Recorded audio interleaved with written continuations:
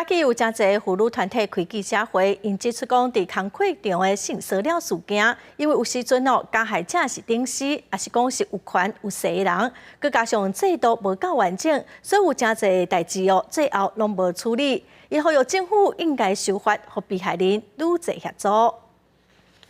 这场性骚扰案件继续讲假，有愈来愈侪被害者勇敢为家己做父发声。早起，真侪妇女团体联合开记者会表示，这场性骚扰发生甲事件严重，有两个关键因素，这是权势关系，这是相关法律制度的不健全。我们大概发现会有7到8成的被害人是选择不申诉、沉默的，也有接到一些的这种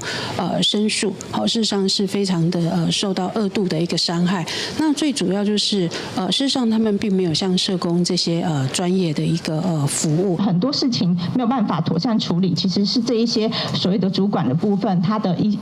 就是性别的一些意识的错误，或者是说他在这样子的一个因应能力上的不足。妇女团体表示，性别工作平等法当中虽然有雇主爱保护求职者甲受雇的人，佮负起防治性骚扰的责任，不过因为调查责任是雇主，那加害者是雇主的时阵，对正做求援兼裁判家己调查家己，正做一个大漏洞。因为劳动部的执法重点，依原一个检讨雇主是毋是有建立防治措施，却无问调查过程如何进行，加害者最后的处罚是毋是有效，是毋是应真正保障被害者的人权，会正做有制度却无实际帮助。性骚扰或者是任何的性暴力，它本质上是一种权力的不对等的关系。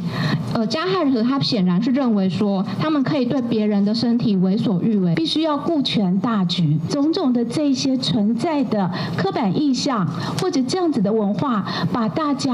被害人带到无比的深渊。妇女团体认为，要杜绝这场性骚扰甲这场霸凌，也是要建立完善的这场性骚扰防治系统。佮进行性别工作平等法定性骚扰相关法规的修订，保障这场被害者服务资源，将有更加完善的协助。记者综合报道。台湾民